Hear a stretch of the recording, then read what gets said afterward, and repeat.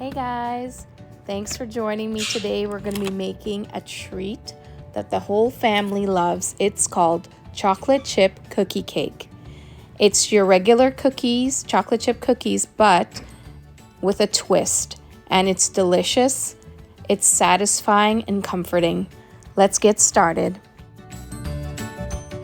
So for this recipe, I took it right off of this chocolate chip, Hershey's chocolate chip, which I always use. And the recipe is right on the back. Okay. The recipe that I normally make for my orders is a little different, but this recipe works fine as well. And it's very simple to follow. Okay. So you can see here, you'll need brown sugar. You'll need 2 eggs. You'll need 2 teaspoons or tablespoons of warm water or hot water. You'll need 2 2/3 cup of all-purpose flour per recipe. You'll need baking powder and baking soda, salt, and you will also need the chocolate chips. I usually use 1 1/4 bag per recipe, but you can follow this if you like. Okay, and I do use butter. I do not use margarine, okay, ever. You'll never see me have a recipe with margarine, not even to polish my floors. So take a screenshot of that, and let's get started. Here's a better shot of it. Please remember that I alter the recipe a little, and the way I do that is I add a tablespoon of molasses per recipe, and I also add a half of a cup of flour per recipe for the cake. So if you were going to just make these chocolate chip cookies, follow this recipe. But if you want to make the cake that I'm making today, it's half a cup more flour per recipe. Here are some pictures of different squares or cookie cakes that I make. They've ranged from birthday cake to white chocolate to red velvet to the regular cookie cake. Sometimes I do an Oreo version or even peanut butter. But what I wanted to say was you don't really need to use a mixer. You can do this by hand. Good evening, guys. I guess you guys are just finishing dinner. So are we. We had curry for dinner. Wild boar was delicious. Was it delicious, guys? Yeah. Okay, so for a treat, I decided to make my famous cookie crack, which is also known as cookie cake. I'm not giving you the recipe, but you can basically take your chocolate chip cookie recipe and just bake it into a cake form. The only thing is you just need to add half a cup, probably, depending on how much you're making, but per recipe I just put half a cup more of flour. Okay, so I have here, usually I use 4 cups of flour. Today I'm putting 5 because I want it to be a cookie cake. Okay, so I have my wet ingredients here, which is milk, melted butter, brown sugar, eggs, a little bit of salt, a little bit of baking powder. That's why it's doing that. It's the baking powder in there, and a little bit of baking soda and vanilla bean. I scraped a vanilla bean into here. Okay, so now I'm gonna show you how I'm gonna mix that, and to it we're going to add 2 and a bit of chocolate chip, and I like to use this brand. Entirely up to you. And I'm just gonna pour this in. Normally I do this in a mixer, but I'm just showing you, you don't really need a mixer. to do it. But you do need a spatula. Let me grab that. So here's the spatula. This recipe,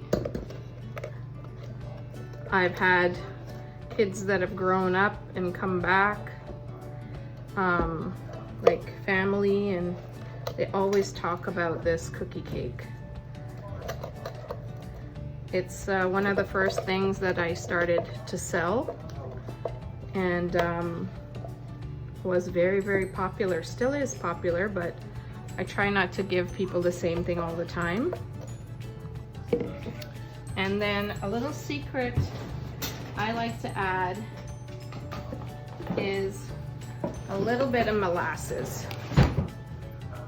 Okay, so that's about 2 tablespoons of molasses. Don't ask me how I know, but just comes from over the years. So that's empty, and we got our molasses. Now we're gonna turn it with our spatula.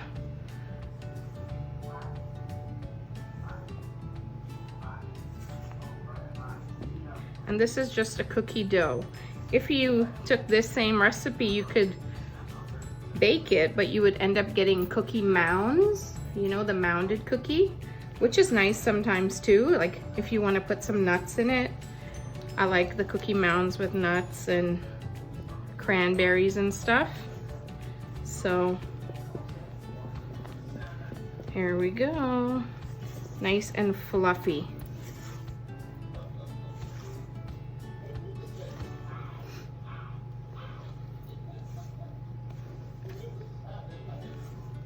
Just gonna mix this, and then I'm gonna show you how I prep the pan. I just really, for this cake, I'm gonna be doing it in a square pan and a round pan. So we'll see how that goes. I'm gonna continue to mix, and we'll be back. So I've got it pretty much incorporated. You can see the texture. It's pretty stiff. A little bit stiffer than a cake batter. Exactly what you want for a cookie batter. And I'm gonna add the chocolate chips. Now, at this point, you could add whatever you like. You can add chocolate chips, you can add cranberries, you can put hot peppers, whatever it is you like in your cookies, you can do that. So I'm putting 2.5 packets, and I'm gonna save half. We're gonna turn that.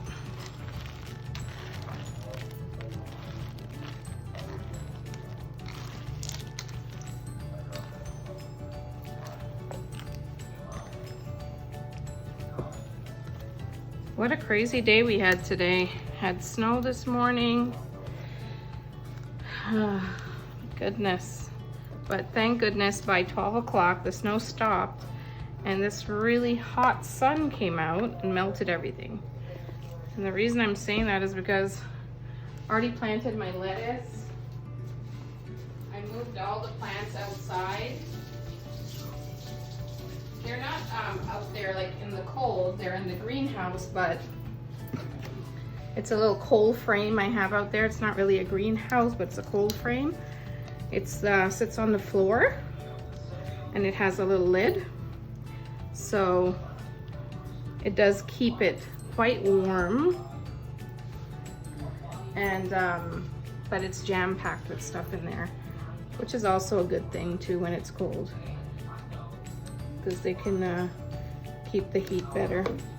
So there we go, there's the cookie cake batter. Now I'm going to show you, we're gonna line the pans.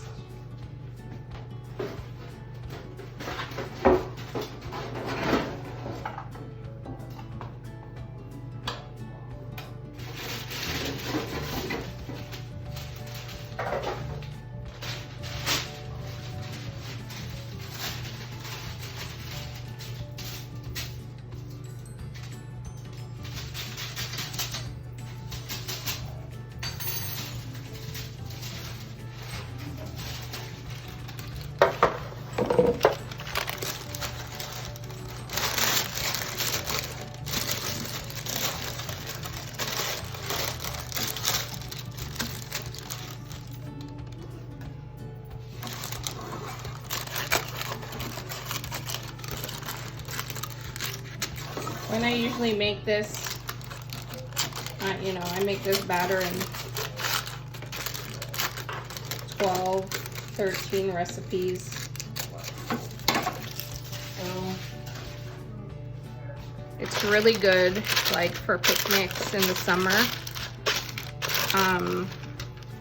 You can make it ahead. It'll stay moist on the inside and soft, and then outside will be have a little crunch depending how long you bake it for. So what we're trying to create here is a 1-inch thickness, because it will rise a little because we put baking powder in there, right?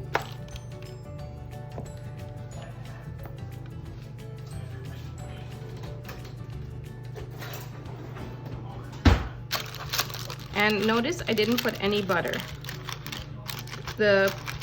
If you've baked chocolate chip cookie cake or chocolate chip cookie, you know it has a ton of butter, and there's no need to put more and add more butter. Once you have it in this parchment paper, it'll be fine.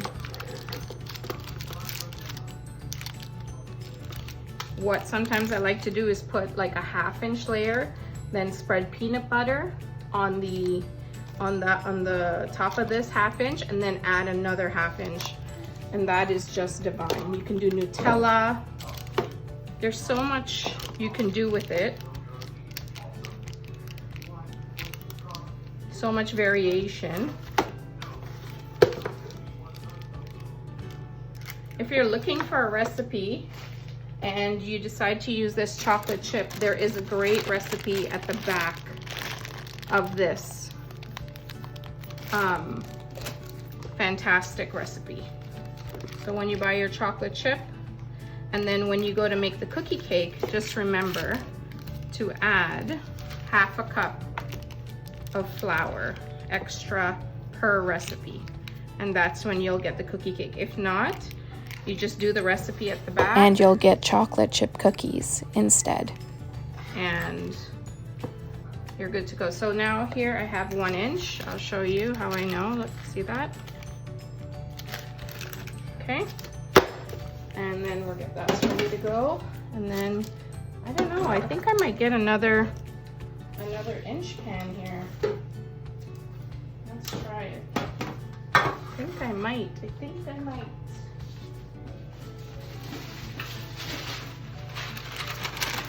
think a little circle might be. As I said, I don't normally make this small amount. Normally I make a big sheet pan. So I kind of forget over time what fits what. But yeah, I think we're gonna get another sheet pan out of this.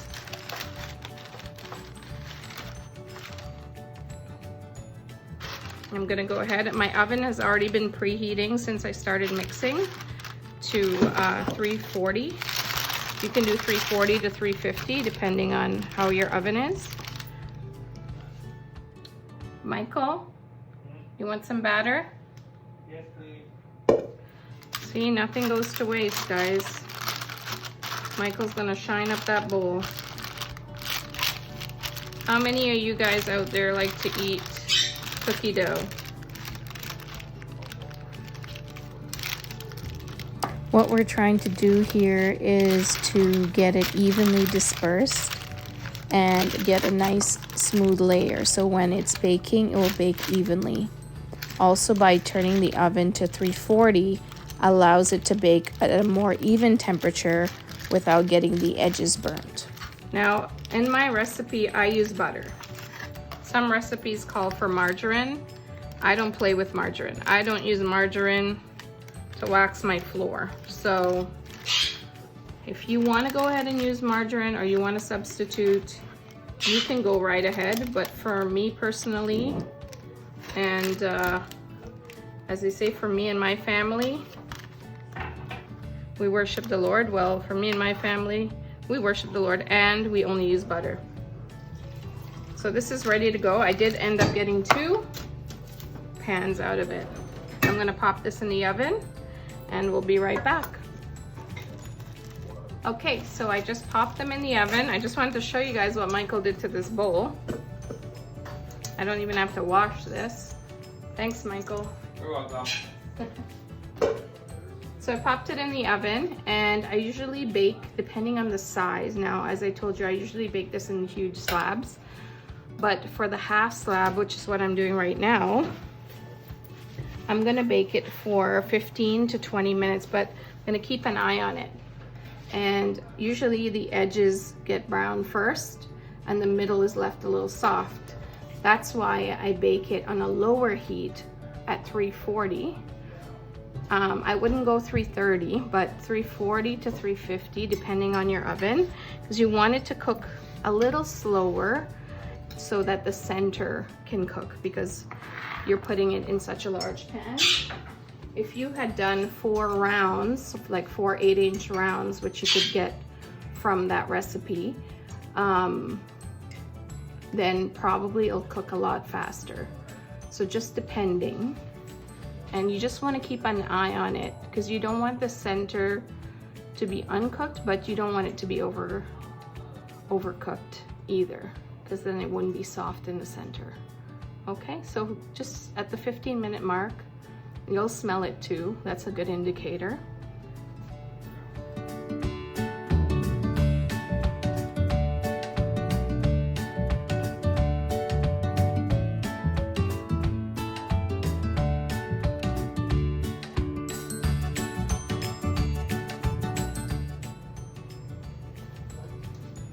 So it's been 15 minutes. Let's check the cookie cake.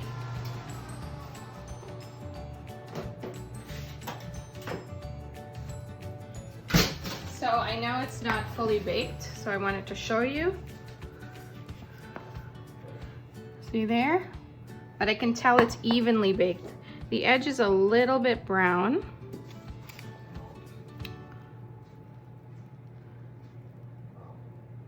But the center is not jiggling. It's holding firm, so it's cooking nice and even. So I'm probably gonna let it go for another 10 minutes, okay? Let's see. So it's really smelling up the house, and it's been an extra 10 minutes. So altogether, we've cooked it for 25 minutes. So let's see what we have.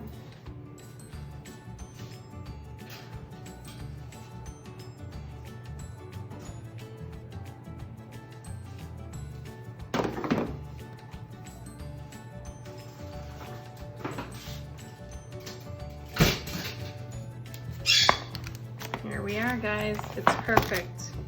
Both of them. It's cooked perfect. Nice and firm. If I were to touch it and it went in a bit, then I'd cook it for a little longer. Now what I'm gonna get is 2 cups of marshmallows, some icing sugar if you like. And this is optional, you don't need to do this. And this is we had half a bag of the chocolate chips left from the 2.5 that we used, the 3 bags in total. So this is a quarter I put into this bag, and I'm gonna put it on defrost or in the microwave for like 30 seconds at a time, and then just keep flipping it over until it's melted. In regards to the chocolate, I just usually use defrost on the microwave for 1 minute, and then I check it. If it's melted, then I take it out, squish it around, put it back again if it still has clumps. Okay, so this is our cookie cake. It's delicious, and it's gonna get firmer as it cools. You don't want to overcook it. You want it to be nice and soft on the inside. So to recap the recipe, again, you can use this. The only thing I added different that's not on that packaging is the molasses, and this is cooking molasses. I usually put 1 tablespoon per recipe. So for that amount that I made, which is 2 recipes, I put 2 tablespoons. Okay, so you can see the amount you get per recipe. This is enough to feed, like, I would say 10 to 12 people. If you're having a little get together or going to someone's house, you can even cut it smaller if you're having other desserts along with it. Of course, Peter smells it, so he can't wait either. Right, Peter? Are you hungry? Do you like it? Do you want some? Yum, yum, yum. He's coming down. Can you hold Peter? Hold? Yeah. Why? He wants cookie cake, but it's not ready. Okay, let me pinch a little piece for you, Peter. Some people are spoiled around this house. Oh. Here. You're welcome. You're welcome.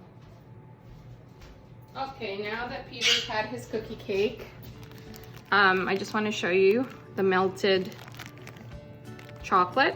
So when melting in the microwave, please don't let it, this took me 1.5 minutes on turbo defrost. You must use turbo defrost. Don't use the other setting. It's too strong and the chocolate, the sugar will heat up and melt the bag. And go 30 seconds at a time. So this took me 3 times, and every time I just kind of squished it together, flatten it back out and put it in. Okay? Turbo defrost.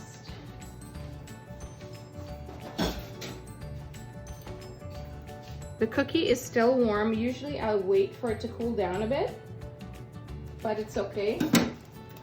What we're gonna do now is we're going to put our marshmallows. I'll post some photos of the different variations that I make. But if you want yours to taste like mine, don't skip out on the butter and use the molasses. I know there's 2 or 3 types of molasses in the store, but this one is called cooking molasses. I think the other one's called fancy molasses, but this is the one that you have to use, the cooking molasses. Okay, so now I'm gonna start here, and I'm just gonna do a drizzle on the top. And what's this gonna do is hold the marshmallows in place once the cookie cake dries. And the smell is killing Andrew and Michael, so they're not gonna wait for this to cool down. And it's so good when it's warm. You can also take a torch, if you have like a little torch, and you can torch the marshmallows, so then you get like a s'mores effect.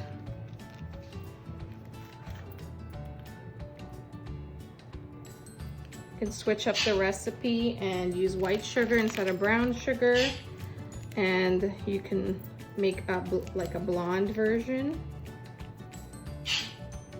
But the reason I put the molasses is to give it that gooiness, that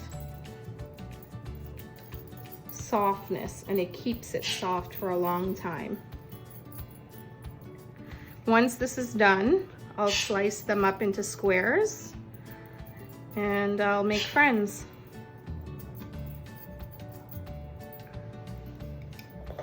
So there it is, guys, very beautiful. Still a little hot, but I got those chef hands. See that? Thanks for joining me today. I hope you'll make this recipe with your friends and with your family, or for your friends and for your family. Thanks for watching. Please like and subscribe. I do have other videos on this channel. And God bless you. Say bye, Peter.